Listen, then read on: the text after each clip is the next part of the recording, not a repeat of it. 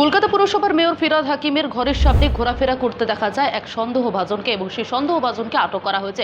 মূলত যেমনটা জানা যাচ্ছে, সেই সন্দেহভাজন কিন্তু প্রথমত বিভিন্ন রকম কথা বলতে থাকে এবং তার যে অসঙ্গতি কথায় পাওয়া যায় সেই তারপরেই তাকে কিন্তু কলকাতা পুরসভার পুলিশ তাকে জিজ্ঞাসাবাদ করতে থাকে এবং জিজ্ঞাসাবাদ করার পরে বিভিন্ন রকম অসঙ্গতি তার মধ্যে পাওয়া যায় তার কথার মধ্যে, এবং পরবর্তীতে তার যে নথিপত্র রয়েছে সেই নথিপত্রতে যেমনটা আধার কার্ড থেকে শুরু করে পাসপোর্ট দুটিতে কিন্তু মিল না পাওয়ার জন্য তাকে কিন্তু পরবর্তীতে আটক করা হয় এবং খবর দেওয়া হয় নিউ মার্কেট থানায় এবং সেখানে তাকে আটক করে নিয়ে যাওয়া হয়। তার মুখ থেকে যে সন্দেহভাজন, তার মুখ থেকে বিভিন্ন রকম দেশের কথা উল্লেখ করা যায়।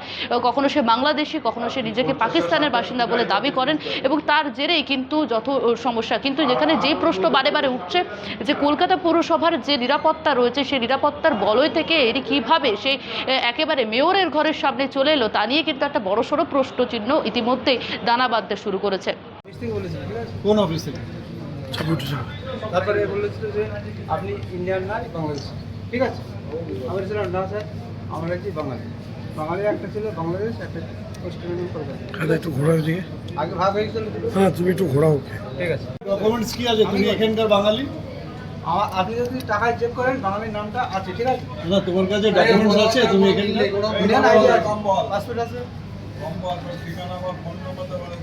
ছাড়িস না, ছাড়িস না, ছাড়িস না। আপনি শুনুন, তাহলেই হবে, আমরা বেরিয়ে যাবো।